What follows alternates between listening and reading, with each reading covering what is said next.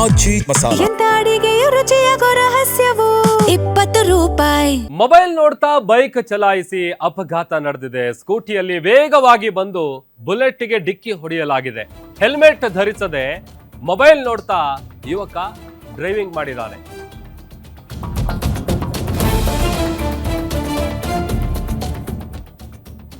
Mobile ನೋಡ್ತಾ bike ಚಲಾಯಿಸಿ ಅಪಘಾತ ಸಂಭವಿಸಿದೆ. ಸ್ಕೂಟಿಯಲ್ಲಿ ವೇಗವಾಗಿ ಬಂದು ಬುಲೆಟ್ಗೆ ಡಿಕ್ಕಿ ಹೊಡೆಯಲಾಗಿದೆ. ಹೆಲ್ಮೆಟ್ ಧರಿಸದೆ ಮೊಬೈಲ್ ನೋಡ್ತಾ ಯುವಕ ಬಂದಿದ್ದಾನೆ. ಮಹದೇವಪುರ ಸಂಚಾರ ಪೊಲೀಸ್ ಠಾಣಾ ವ್ಯಾಪ್ತಿಯಲ್ಲಿ ನಡೆದಿರುವಂತಹ ಘಟನೆ ಇದು.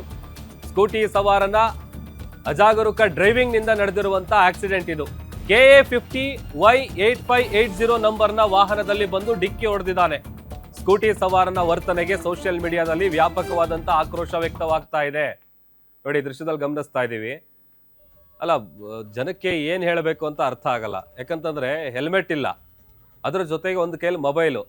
ಆ ಮೊಬೈಲ್ ನೋಡಿಕೊಂಡು ಈ ಕಡೆ ಮೆಸೇಜ್ ಮಾಡೋದು ಅಥವಾ ನೋಡ್ತಾ ಇರೋದು, ಮತ್ತೆ ಡ್ರೈವಿಂಗ್ ಮಾಡೋದು, ಅದರಲ್ಲಿ ಇನ್ನೊಬ್ಬರಿಗೆ ತೊಂದರೆ ಮಾಡೋದು. ಕಂಪ್ಲೀಟ್ ಮುಂಭಾಗ ನೋಡಿ ಎಲ್ಲ ನಜ್ಗಜ್ಜಾಗಿದೆ.